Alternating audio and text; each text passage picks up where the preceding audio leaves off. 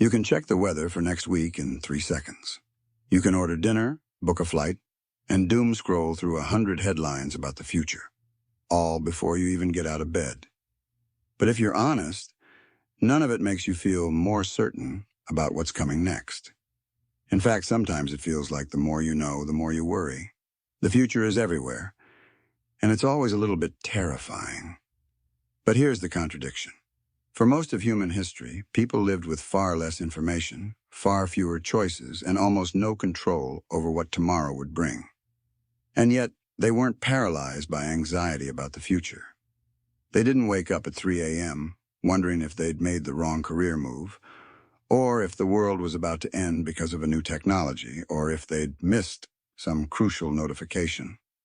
They lived with uncertainty, real, raw, sometimes brutal uncertainty, and somehow they weren't obsessed with it. So how did they do it? And what did they know that we've forgotten? Let's start with something simple.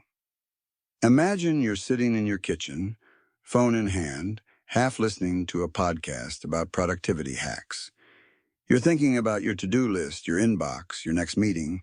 Maybe you're also worrying about the economy or the climate, or just that weird noise your car started making. The future is a constant background hum, sometimes a roar in your mind. Now picture a medieval farmer. No phone, no calendar, no breaking news. Just the slow rhythm of sunrise and sunset. The seasons turning, the same fields outside the window every morning. You might think, well, of course they weren't anxious about the future. They didn't know any better. They didn't have the luxury to worry about existential threats. But that's not quite true. Their lives were full of uncertainty. Crop failures, disease, war, famine. The difference is, they didn't try to outthink the future. They lived inside it, one day at a time. There's a strange kind of wisdom in that. A wisdom that's almost invisible to us now because we're so used to thinking of the future as something we can, or should, control. We plan, we predict, we optimize. We treat the future like a puzzle to be solved, or a threat to be managed. But for most of history, the future was more like the weather, unpredictable, sometimes dangerous, but always part of the landscape. You could prepare, but you couldn't control. You could hope, but you couldn't guarantee. Here's a quote you might see on screen. In bold medieval script, all things are uncertain, and in the end, all things are in God's hands. That's from a 14th century English sermon. It's not a call to give up. It's a reminder that certainty is an illusion. And maybe, just maybe, that's a kind of freedom. Let's pause for a moment. Think about the last time you felt truly at peace with not knowing what comes next. Not just distracted, not just numbed out by entertainment or busyness, but actually okay with uncertainty. It's rare, isn't it? Maybe it happens on a long walk or in the middle of the night, or when you're so absorbed in something that you forget to worry. For ancient people, that feeling wasn't rare. It was the default. Of course, it wasn't all serenity and acceptance. People in the past had their own fears, their own superstitions, their own ways of trying to peek behind the curtain of tomorrow. They read omens, cast lots, prayed for good fortune. But underneath it all was a deep, almost unspoken understanding. The future is not yours to command. Your job is to live well today and let tomorrow take care of itself. There's a kind of humility in that, a humility that's hard to find in a world where you're expected to have a 5-year plan, a backup plan, and a plan for your backup plan, where every decision feels like it could make or break your future, where not knowing is almost a moral failing. But what if that's not how we're meant to live? What if the ancient way, the slow, patient, sometimes frustrating way, actually makes more sense? What if the secret to living with uncertainty isn't to conquer it, but to make peace with it? Let's look at a concrete example. In the Middle Ages, time moved differently. There were no clocks in most homes, no schedules down to the minute. The day was divided by bells, by sunlight, by the needs of animals and crops. People didn't rush from one task to the next, always thinking about what was coming up. They worked, they rested, they waited. Waiting was a skill, sometimes even a virtue. You waited for the harvest, for the rain, for the right moment to plant or to pray. The future wasn't a threat. It was a mystery, unfolding at its own pace. On screen, you might see a medieval calendar, a circle of saints' days, feasts and fasts, each one a marker in the slow turning of the year. No deadlines, no countdowns, just a gentle rhythm. To everything there is a season, and a time to every purpose under heaven. That's from Ecclesiastes, a text that shaped the medieval mind. It's a reminder that not everything can be rushed, and not everything can be known in advance. Now, I'm not saying we should all throw away our phones and move to a farm, but there's something powerful about remembering that people once lived with less information, less control, less certainty, and somehow they weren't crushed by it. In fact, they found meaning, even joy, in the not knowing. So here's the question at the heart of this video. Why weren't ancient people terrified of the future? And why are we? Is it just about technology? Or is there something deeper going on? Something about how we see ourselves and our place in the world? We're going to dig into that mystery.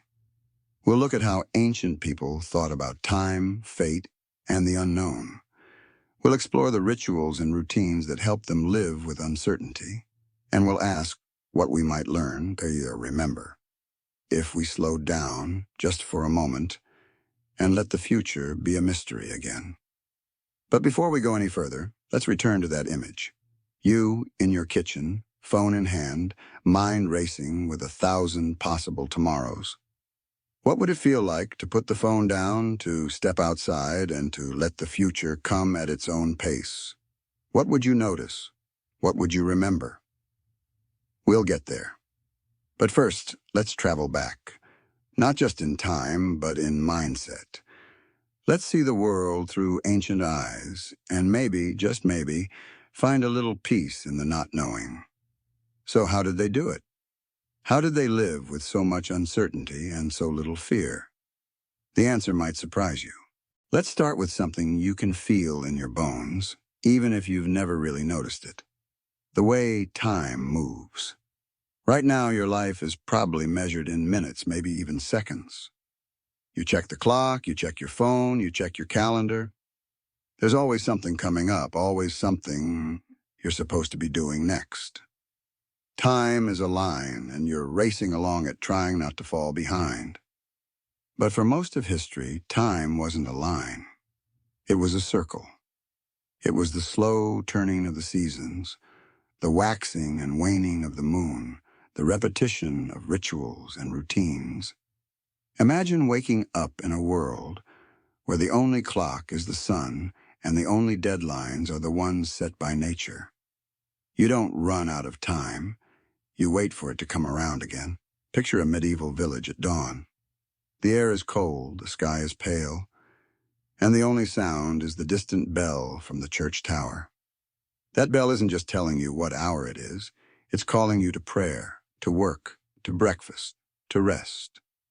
It's a gentle reminder that your life is part of something bigger, a rhythm that's been going on long before you were born, and will keep going long after you're gone.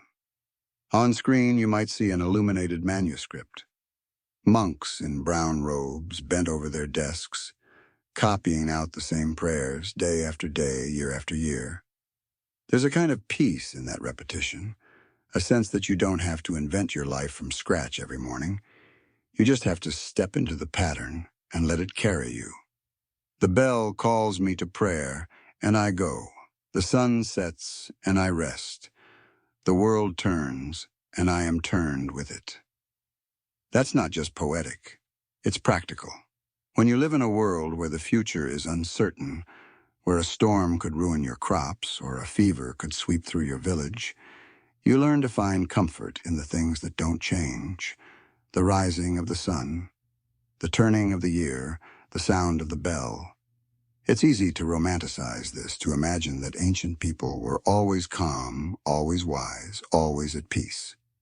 But the truth is more complicated. They had their own anxieties, their own ways of coping. Sometimes those ways seem strange to us: superstitions, rituals, charms against bad luck. But if you look closer, you'll see something familiar: a deep need to feel connected, to feel anchored, to feel like you belong to something that makes sense. Think about the rituals in your own life. Maybe it's your morning coffee, or the way you always check your messages before bed. Maybe it's the playlist you put on when you need to focus, or the walk you take when you need to clear your head. These are your modern rituals, your way of making sense of a world that moves too fast, that changes too much. For ancient people, rituals weren't just habits. They were lifelines. They were ways of marking time, of creating order out of chaos. When you light a candle, or say a prayer, or gather with your family for a meal, you're doing something that people have done for thousands of years. You're stepping into the circle. There's a kind of magic in that, a sense that no matter how uncertain the future is, you're not alone.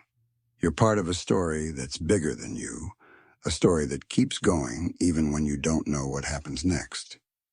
Let's pause here. Imagine yourself in a medieval church, the air thick with incense, the light slanting through stained glass. You don't understand the Latin words, but you feel the rhythm, the rise and fall of voices, the sense of being carried along by something ancient and mysterious. For a moment, the future doesn't matter. All that matters is the now, the sound, the light, the presence of others. We do not know what tomorrow will bring, but we know who we are today. This is the heart of the ancient mindset. The future is a mystery, but the present is real. You can't control what's coming, but you can control how you live right now. You can plant your seeds, say your prayers, share your bread. You can trust that the circle will keep turning, even if you don't know where it leads. Contrast that with the modern obsession with prediction. We want to know everything in advance. We want to forecast the weather, the stock market, the next big trend. We build models, run simulations, check the news every hour, but the more we try to predict, the more anxious we become. Because deep down we know the truth. The future is still a mystery. We just don't like to admit it. There's a quiet wisdom in accepting that, in letting go of the need to know and learning to live with not knowing. It's not about giving up. It's about making peace with the limits of your own understanding. So what did ancient people do when they faced uncertainty? They turned to each other. They turned to ritual. They turned to the rhythms of nature and the wisdom of tradition. They found meaning in the things that lasted, even when everything else was changing. Maybe that's what we're missing. Maybe in our rush to control the future, we've forgotten how to live inside the mystery. But what happens when the circle is broken? When war, plague, or disaster shatters the old rhythms, and the future really does seem terrifying. How did ancient people cope when everything fell apart? That's where we're headed next. Because the story isn't just about peace and acceptance. It's also about resilience and the strange, stubborn hope that keeps people going, even when the world turns upside down. So, what happens when the circle breaks? When the familiar rhythms of daily life are shattered by something bigger, darker, and utterly unpredictable? Because, let's be honest, ancient people didn't live in a world of endless calm. They faced disasters that would make even our most dramatic headlines look tame. Plagues that swept through entire continents, wars that lasted generations, famines that turned hope into hunger. The future, at times, must have felt not just uncertain, but downright apocalyptic, and yet somehow they kept going. You might think that living through chaos would make people more anxious, more obsessed with what's coming next. But if you look closely at the stories and records they left behind, you find something else. A kind of resilience that's hard to imagine from the vantage point of our always-on, always-worried world. Let's take the Black Death, the plague that killed nearly half of Europe in the 14th century. Imagine waking up to empty streets, to neighbors gone overnight, to the constant tolling of church bells for the dead. The future wasn't just uncertain, it was terrifyingly unknowable.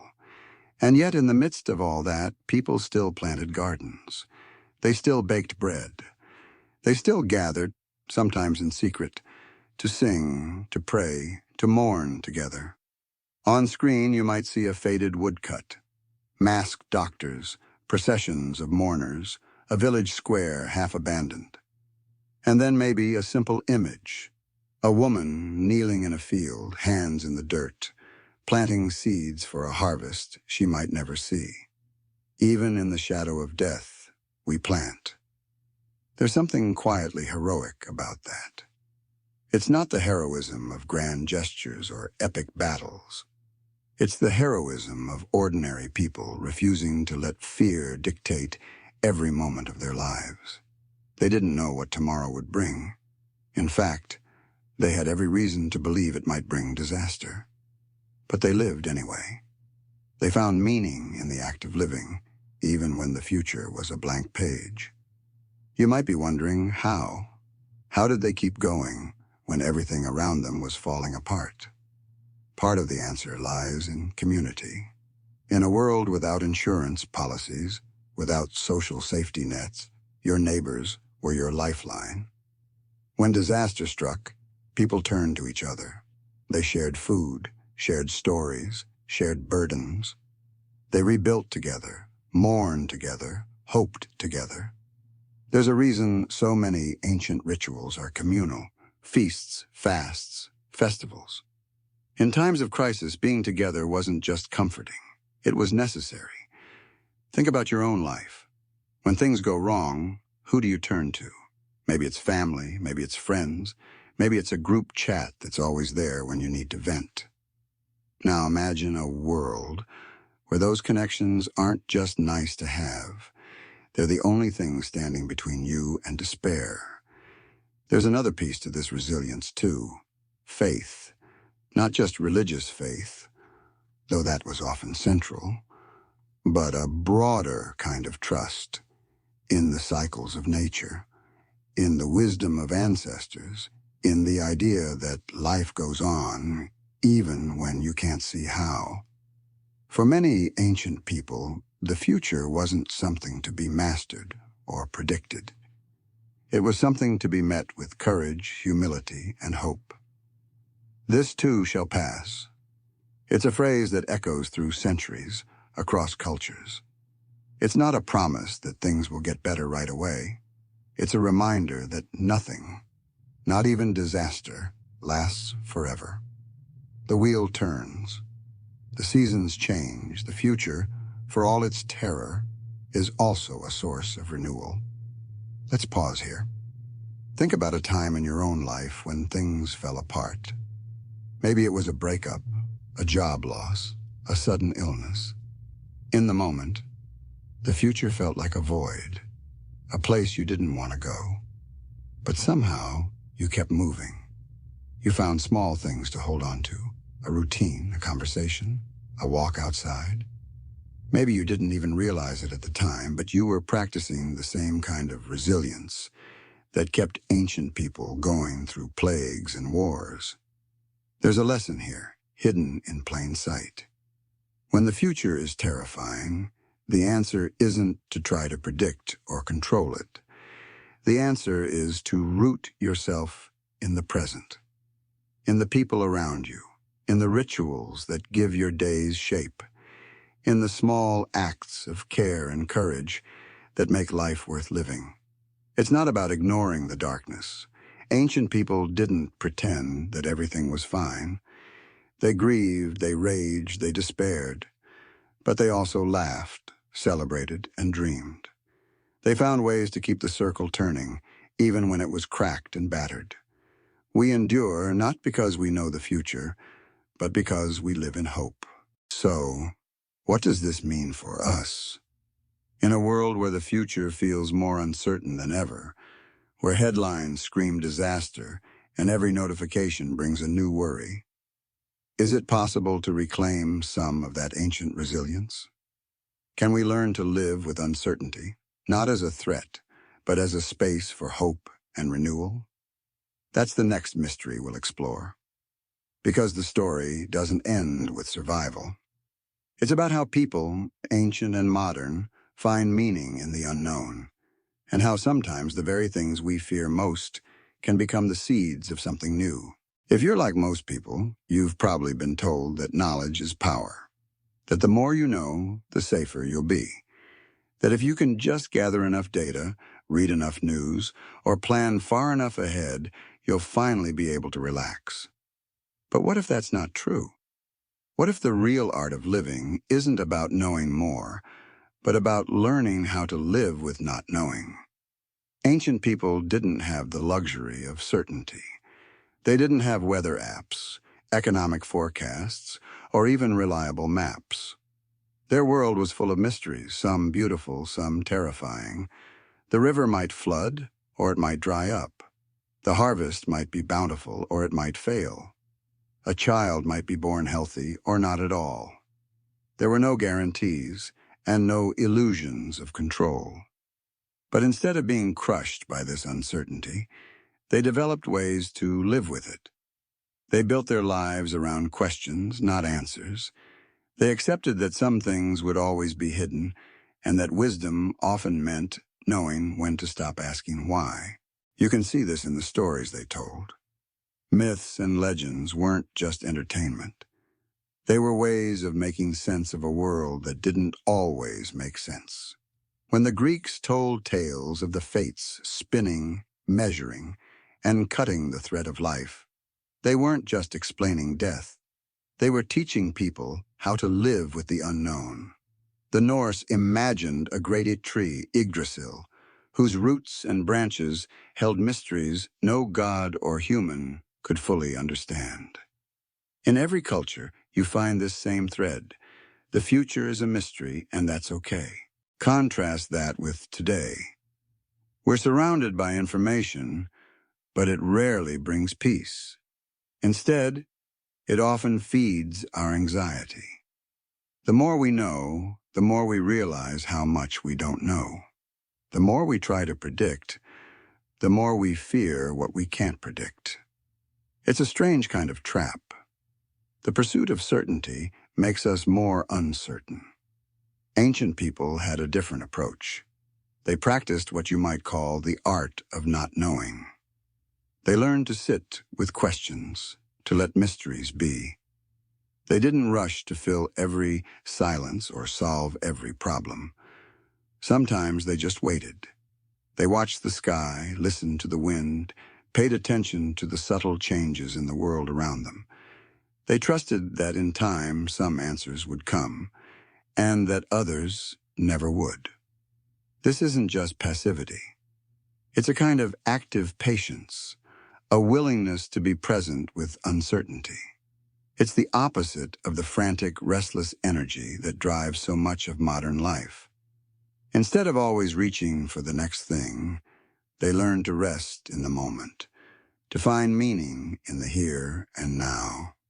You might recognize this feeling, even if only in flashes.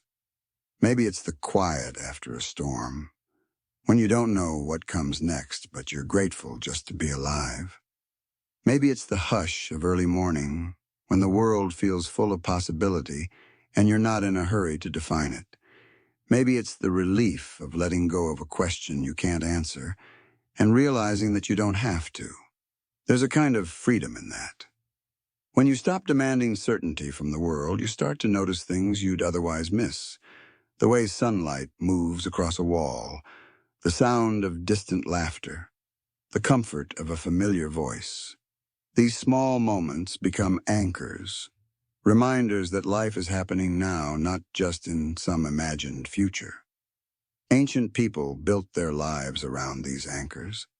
They marked time with festivals and feasts, with rituals that brought people together and reminded them of what mattered. They told stories, sang songs, shared meals. They found ways to celebrate, even in the midst of uncertainty.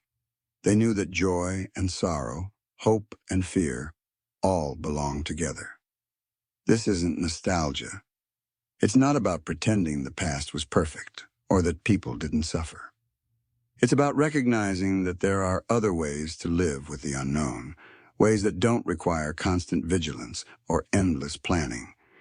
It's about remembering that you don't have to have all the answers to live a good life. So what would it look like to practice the art of not knowing today? Maybe it means turning off the news for an evening and letting yourself be surprised by the world. Maybe it means asking questions you don't expect to answer and being okay with that. Maybe it means trusting that even when you can't see the path ahead, you can still take the next step. There's a quiet courage in this. It's not the courage of heroes or conquerors, but the everyday bravery of people who choose to live fully, even when the future is uncertain. It's the courage to hope, to care, to keep going. It's the courage to say, I don't know what comes next, but I'm here now. And maybe, just maybe, that's enough. But if not knowing is an art, is there a way to get better at it? Can we actually train ourselves to live with uncertainty, to find peace in the mystery? Or is it something that only comes when we're forced to let go? That's the next question. Because the story isn't just about accepting the unknown, it's about learning how to thrive in it. If you've ever tried to meditate, you know how hard it is to sit still and do nothing. Your mind races, your body fidgets, and suddenly you remember a dozen things you should be doing. It's almost funny how uncomfortable it feels to simply be without a plan or distraction. But this discomfort is exactly where ancient people started their training for uncertainty. They didn't call it mindfulness, but they practiced it in their own ways. A shepherd watching the sky for signs of rain. A potter waiting for clay to dry. A parent soothing a child through a fever, not knowing if the morning would bring relief or heartbreak. These moments demanded patience, attention, and a kind of surrender. You couldn't force the outcome. You could only show up, do your part, and wait. This kind of waiting isn't passive. It's a skill, and like any skill, it gets stronger with practice. Ancient people built it into their lives through rituals and routines, lighting a candle at dusk, saying a prayer before a meal, marking the phases of the moon, the turning of the seasons. These acts weren't just about tradition, they were about training the mind and heart to live with what can't be controlled. You might notice that in modern life, we've lost many of these small rituals. We eat on the go, multitask through conversations, and fill every quiet moment with noise. The result is a kind of restlessness, a sense that we're always behind, always missing something.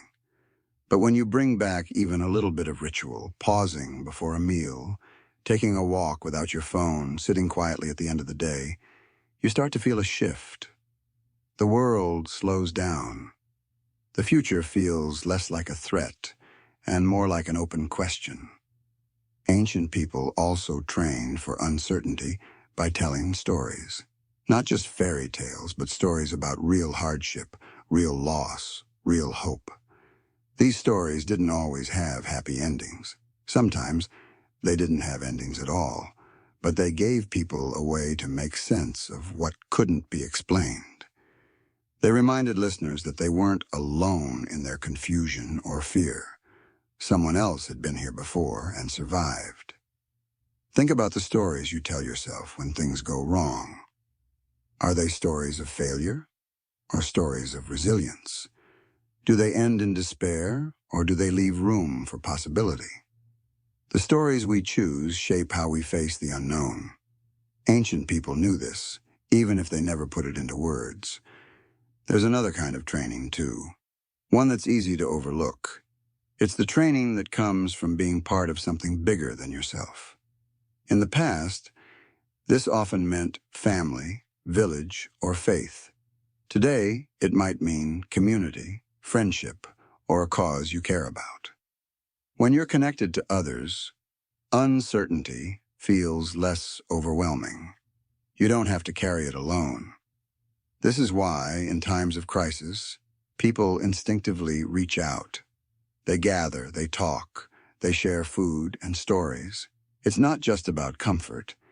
It's about building the strength to face what comes next. You see this in ancient festivals and communal work, in the way people came together after disaster. The message is simple. We can't control the future, but we can face it together. So how do you train for uncertainty in a world that's obsessed with control? Maybe it starts with small acts of letting go of the need to know everything, letting go of the urge to fill every silence, letting go of the belief that you're supposed to have it all figured out. Instead, you practice showing up. You practice patience. You practice kindness to yourself and to others. You build rituals that ground you, stories that sustain you, connections that support you. You learn to trust that. Even when the path is unclear, you can take the next step. This isn't easy. It goes against almost everything you've been taught about success, productivity, and control. But it's a skill worth learning, because the future isn't going to get any more predictable. If anything, it's only going to get stranger. And maybe that's not a bad thing. Maybe, as ancient people knew, the unknown isn't just a source of fear. It's also a source of wonder, of possibility, of growth. When you stop trying to master the future, you make space for something new to emerge. So what does it look like to live this way? Not just for a moment, but for a lifetime. How do you carry this training into the messiness of real life, with all its disappointments and surprises? That's where we'll go next. Because the art of living with uncertainty isn't just about surviving, it's about finding meaning, even joy, in the mystery. If you've ever stood outside at night and looked up at the stars, you know the feeling. A mix of awe and smallness, a sense that you're part of something vast and unknowable. For ancient people, this wasn't just a rare moment. It was woven into daily life. The mystery wasn't something to be solved. It was something to be lived. Meaning for them didn't come from certainty. It came from participation. You didn't need to know how the story ended to play your part well. You just needed to show up, to do your work, to care for your people, to honor the cycles that shaped your world. The future was a mystery, but the present was full of purpose. This is a different kind of meaning than what we're often sold today. Modern life tells you to find your passion, to chase your dreams, to make a mark that will last. But ancient meaning was quieter, more communal, and less about achievement. It was about belonging to a family, a place, a tradition. It was about doing what needed to be done, even when you didn't know what tomorrow would bring. You can see this in the way ancient people marked time. The year wasn't just a calendar. It was a tapestry of festivals, fasts, and feasts. Each one was a chance to pause, to remember, to celebrate or mourn together. These moments gave shape to the unknown, turning the chaos of time into a story everyone could share. There's something powerful about this approach. When you stop demanding that life make sense, you start to notice the meaning that's already there. The way a shared meal can turn an ordinary day into a celebration, the way a simple act of kindness can ripple out, unseen, into the future. The way a story told by candlelight can connect you to people who lived and died centuries before you. Ancient people didn't have the answers, but they had practices that helped them live with the questions. They sang songs that had no clear origin. They told stories that changed with each telling. They built monuments to things they couldn't explain. They found meaning not in certainty, but in wonder. You might find echoes of this in your own life. Maybe it's the comfort of a family recipe passed down through generations. Maybe it's the ritual of lighting a candle for someone you've lost. Maybe it's the way you feel when you walk in a place that's older than memory. These are moments when the mystery feels less threatening and more like an invitation. There's a kind of humility in this way of living. It's the humility of knowing that you're not the center of the story, but you're still part of it. You don't have to solve the mystery to find meaning in it. You just have to be present, to pay attention, to care. This isn't about giving up on progress or ambition. It's about remembering that meaning doesn't always come from control. Sometimes it comes from surrender, from letting yourself be surprised, from trusting that even when you can't see the whole picture, your part matters. So what would it look like to live this way now? To find meaning not in certainty, but in participation. Maybe it means showing up for the people around you, even when you don't have the answers. Maybe it means making space for wonder, for silence, for questions that don't need to be resolved. Maybe it means letting go of the need to be right and embracing the joy of being curious. Ancient people knew that the future would always be a mystery. They didn't try to escape it. They learned to dance with it, to sing to it, to make it part of their story. And in doing so, they found a kind of peace that's hard to find in a world obsessed with prediction and control. So as you move through your own life with all its uncertainties and unknowns, what meaning might you find in the mystery? What stories will you tell? What rituals will you keep? What questions will you carry? Because in the end, maybe the real wisdom isn't in knowing what comes next. Maybe it's in learning how to live fully, bravely, and with wonder inside the not knowing. And that brings us back to where we began. The quiet kitchen, the racing mind, the 1,000 possible tomorrows. What if, just for a moment, you let the future be a mystery? What might you notice? What might you remember? That's the invitation. The rest is up to you. You can copy and paste anything in 0.2 seconds. You can check the weather, the news, the stock market, and 100 opinions about what's coming next. But after all this, you're still left with the same old mystery. What will tomorrow bring, and how will you meet it? Ancient people didn't have our tools, but they had something we often overlook, a way of living that made peace with the unknown. They didn't try to outsmart the future. They didn't fill every silence with noise or every gap in knowledge with worry. Instead, they built lives that could hold uncertainty without collapsing. They practiced patience, ritual, and community. They found meaning in the act of living, not in the promise of certainty. Maybe you've felt a flicker of this even in your own fast-paced world. The quiet after a storm. The comfort of a familiar routine. The relief of letting go even for a moment. Of the need to know what comes next. These moments are small, but they're real. They're reminders that you don't have to be terrified of the future to live well in the present. So what do we do with this old wisdom? We can't go back to the Middle Ages, and most of us wouldn't want to. But we can remember that the future has always been uncertain, and that people have always found ways to live with that. We can build our own rituals, tell our own stories, and reach out to each other when things get hard. We can practice the art of not knowing and find meaning in the mystery. It's not about rejecting progress or pretending that life was easier in the past. It's about seeing that there's more than one way to face the unknown. You can meet it with fear, or you can meet it with curiosity. You can try to control it, or you can learn to dance with it.